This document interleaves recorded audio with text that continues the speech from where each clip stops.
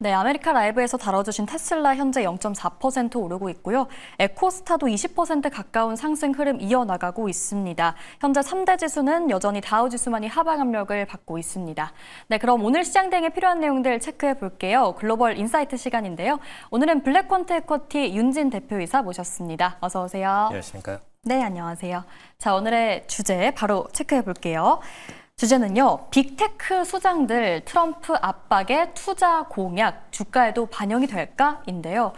이 질문 그대로 먼저 여쭤보면 좋을 것 같습니다. 네. 지난주에 만찬을 했더라고요. 네네, 그쵸. 관련해서 발언들이 좀 쏟아져 나왔는데 네. 이런 투자 공약들이 이 기업들의 주가에 반영이 될까요? 어떻게 보십니까? 사실 일단 투자 공약 부분이 이제 약 13명 정도의 CEO들이 모인 자리에서 진행이 됐는데 이제 네. 앞서서 잠깐 얘기 나왔던 일론 머스크 같은 경우에는 참석을 사실상 안 한 건지 못 한 건지 그 자리에 없었고 젠슨왕도 없었고 그래서 이런 부분들이 좀 이슈가 됐었는데 사실 오히려 지금 나와 있던 CEO들이 지출 가능성이 더 높아진 상태다. 재무적으로 불안정성이 커졌다. 좀 이런 이슈가 있었기 때문에 살짝 좀 오히려 이게 안 좋은 이슈로도 갈 수 있는 부분이라는 점 참고하시면 좋을 것 같고요. 일단 아마존, 알파벳, 그다음에 웨타 같은 이런 주요 CEO들이 대부분 다 참석해가지고 발언을 진행했고 트럼프가 본격적으로 이제 여기서 얘기를 했던 거는 사실상 앞으로의 반도체 부문에 대한 즉 AI 칩셋 부문과 인프라 부문에 대한 투자를 얼마나 할 거냐.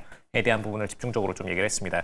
요 얘기를 집중적으로 했다는 이유는 결론적으로 미국 내부에서 빅테크 기업들이 가지고 있는 유동자산을 더 빠르게 회전시키기 위한 목적이다라고 생각하시면 될 것 같고요. 그리고 이제 단기적으로 이런 클러스터 단지들을 짓는데 대규모의 자금을 지출을 했을 때 상대적으로 중국 대비해서 어떤 클라우드에 대한 인프라 혹은 클라우드 이외에도 실질적인 AI적인 인프라 부분에 대한 압도적인 우위를 갖출 가능성이 높다라는 부분을 좀 주목했다라고 보시면 될 것 같습니다. 그래서 요걸로 인해서 수혜를 보는 부분과 수혜를 오히려 보지 못하고 손실을 볼 수 있는 부분들이 딱 나뉘게 되는데 어쨌든 이제 클라우드 기업들 같은 경우에는 원래 칩셋 부분에 대해서 투자를 했어야 되는 기업들이고 그리고 클러스터 단지를 지어야 되는 기업들이고 인프라를 구축을 해야 되는 기업들이었습니다. 그래서 어떤 투자 금액에 대해서 사실 얘기를 한다라는 거는 뭐 살짝의 허수도 될 수 있어요. 이게 반드시 지켜줘야 되고 지키지 않았을 경우에 어떤 법률적인 문제가 뒤따라오는 것은 아니기 때문에 근데 다만 그래도 공격적으로 재무적인 지출에 대한 계획을 발표한 만큼 그것에 대한 이행 조치도 또 어느 정도 동반이 돼야 된다라는 점이 약간의 불안감으로 접어들 수가 있는 부분이다 생각하시면 될 것 같고요. 다만 클라우드 기업들은 원래 지출해야 될 금액이었기 때문에 괜찮다라고 보시면 될 것 같고 메타 같은 경우에도 원래 본인들이 최근 들어서 계속해서 AI 합병에 대한 인수합병이나 혹은 이제 자회사 편입 이런 부분들을 공격적으로 진행해 왔었기 때문에 큰 부담은 되지 않을 것으로 보입니다. 네, 다만 오히려 좀 큰 부담으로 갈 수 있는 기업들은 어디냐면은 사실 클라우드 기업도 아닌데 AI 부문 칩셋 혹은 엔진에 대해서 본격적으로 연구를 해줘야만 되는 어떤 정부 과제들을 받은 기업들이 가장 큰 부담이 될 거다라고 보시면 될 것 같고요. 오히려 반대로 수혜가 되는 기업들은 인프라 기업들이 집중적으로 수혜가 될 수 있는 상태입니다. 어쨌든 건설 부분에 있어서 집중적으로 자재 납품과 부품 납품을 해야 되는 입장이 되기 때문에 매출적으로 수혜가 된다라고 보시면 될 것 같습니다.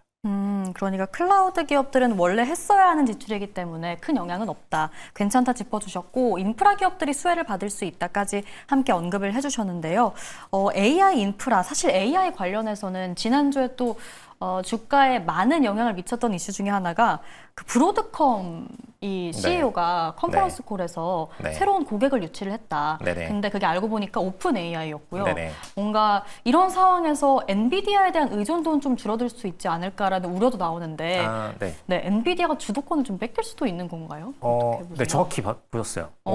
생각보다 이제 사실 아나운서분들이 이 말을 먼저 하시기는 좀 쉽지 않았는데 이 얘기를 먼저 들은 것 같고요. 일단 이제 엔비디아 입장에서는 사실 점유율 부분에 대해서 미래 가치를 상실당한 게 맞습니다. 왜냐면은 이제 작년까지만 해도 작년 연말에는 사실 엔비디아가 사실상 앞으로 거의 5년간은 칩셋 분야에서 독과점을 이루게 될 것이다. 적어도 80% 이상의 점유율을 보유를 하고 뭐 그 나머지 20% 정도를 AMD나 그 외 몇몇 기업들이 나눠 가지는 정도의 모습을 보이게 될 거다. 이 정도로 전망이 됐었는데 최근에 이제 클라우드 기업들이 생각보다 본인들의 칩셋들을 빨리 연구를 하기도 하고 도입을 하고 있죠. 그리고 구글은 이미 도입해서 사용을 하고 있고 그런데 이제 오픈 AI나 이런 기업들도 사실 클라우드 기반의 사업으로 진출하려는 움직임을 본격적으로 좀 보이고 있습니다. 왜냐하면 칩셋을 만들게 된다라는 거는 결론적으로는 본인들만의 클라우드를 갖게 된다라는 거거든요. 그리고 이 클라우드를 기반으로 지금 최근에 AI 엔진 내부에다가 본인들의 엔진을 활용한 자회사격의 다른 엔진들을 자꾸 탑재를 시키고 있죠. 그래서 이 기업들한테도 결국에는 클라우드를 공급하려는 것이 가장 큰 목적이기 때문에 이 입장에서 볼 때 결론적으로 본인들의 자체 칩셋과 클라우드를 전부 다 사업화하려는 움직임이 주요 AI 엔진들한테서도 나오고 있고 클라우드한테서도 나오고 있는 상태입니다. 그래서 이런 부분들은 분명히 엔비디아 입장에서는 다 고객인 줄 알았던 고객사들이 알고 보니까 고객사가 아닌 상황이 되는 그런 부분으로 보시면 되겠고요.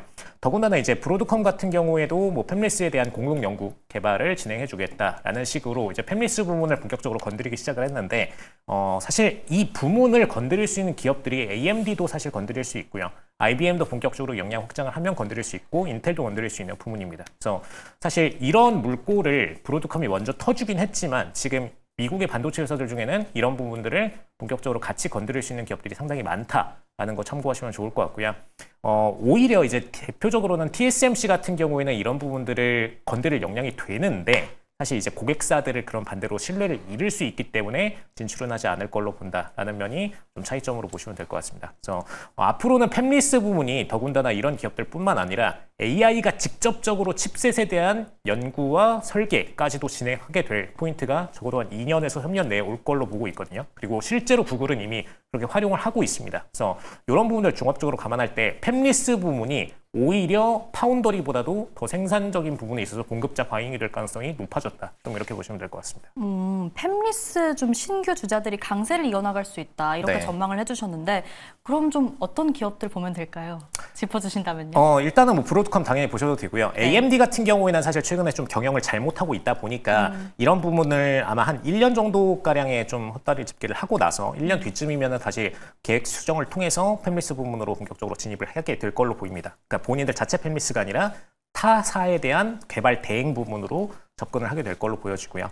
그다음에 지금 최근에 트럼프가 직접적으로 수술을 하고 있는 인텔과 IBM 같은 경우에도 본격적으로 이런 발표문이 적어도 내년 중순 이후에는 나올 걸로 보이기 때문에 차라리 이제 최근에는 이제 좀 하이밸류 구간으로 들어섰잖아요. 그래서 다음 분기, 즉 이제 4분기까지는 이런 AI 섹터들이 본격적으로 만약에 조정 구간을 타게 된다면 그때 이후에 사업적인 계획 수정을 통해 가지고 그 이후에 본격적으로 팹리스 부분에 대한 발표들을 진행하고 그 다음에 이제 주가적인 탄력이 내년도 1분기에서 2분기 정도는 최소 돼야 나올 걸로 보인다. 이렇게 생각하시면 될 것 같고요. 현재 시점에서 바로 이제 미래 팹리스에 대해 부문에 대해서 편입을 하셨다가는 약간의 리스크를 겪게 될 수 있다는 점 참고하시면 좋을 것 같고 다만 이제 지금 당장 팹리스 부분에 대해서 조금 더 관심을 가지고 싶으신 분들은 오히려 지금 중국 팹리스 쪽 같은 경우에는 새롭게 기술 개발을 진행하면서도 수주도 이미 선수주를 받고 있거든요. 그래서 중국 내부에서의 팹리스 기업들에 대해서도 관심을 가져보시면 좋을 것 같습니다. 네, 팹리스 기업들에 관해서 투자 전략까지 좀 짚어주셨습니다. 그러면 다음 이슈 한번 넘어가 보도록 할 텐데요. 저도 사실 아이폰 유저로서 좀 관심이 있는 이슈입니다. 9일, 내일이죠. 아이폰 새로운 모델을 발표한다고 하더라고요. 네. 뭔가 애플 주가에 좀 모멘텀이 되어줄 수도 있는 건가요? 이게? 일단은 애플 최근에 이제 굉장히 얇은 이제 디스플레이를 통해 가지고 네네. 선 발표문 형태로 약간 좀 많이 이미지들이 돌아다녔는데 이제 아이폰 17이 본격적으로 출시가 되고 상용화되면서 거기 안에서도 이제 추가적으로 17 외에도 다른 프로덕트 라인들에 대해서도 발표를 해주겠죠. 그래서 요 부분에 있어서 앞으로 이제 17 이외에도 다른 어떤 버전들 혹은 이제 미래 가치 혹은 미래 소프트웨어 부문에 있어서 어떤 부분들이 많이 좀 발표가 될까? 이게 가장 이제 접점이 될 걸로 보여지고요. 다만 이제 이번에 변수가 될 수 있는 부분은 뭐냐면은 디스플레이 자체가 얇아졌다. 사실 요거는 정말 이제 디바이스적인 부분이어가지고 하드웨어적인 부분이어서 그렇게 혁신이라고 보기엔 좀 어려울 것 같습니다. 물론 뭐 아이폰 유저들은 당연히 좋아는 하겠죠. 근데 매출적으로는 도움이 될 수 있지만 주가적으로 볼 때는 미래 성장 동력을 가지려면 뭔가 AI 관련된 부분들을 발표를 해줘야 되는데 이런 부분들이 실질적으로 있을까에 대해서는 약간의 퀘스천 마크가 좀 던져지고요.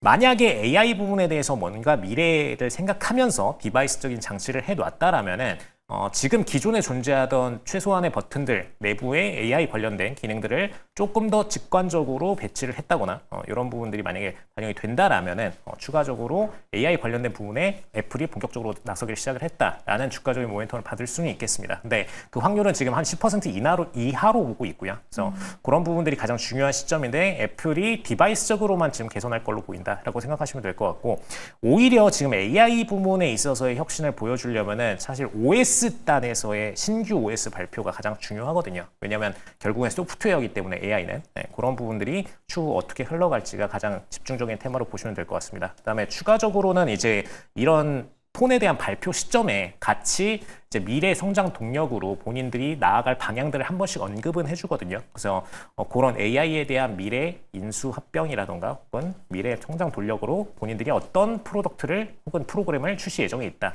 그런 분을 같이 언급해 줄 수는 있으니까 그런 분들 같이 보시면 좋을 것 같습니다. 애플 내일 AI 분야 관련해서는 혁신이 좀 없을 것으로 일단 전망이 되긴 하지만 뭔가 OS 차원에서 개선의 여지가 있는지 언급할 수 있기 때문에 함께 체크해보면 좋을 것 같고요.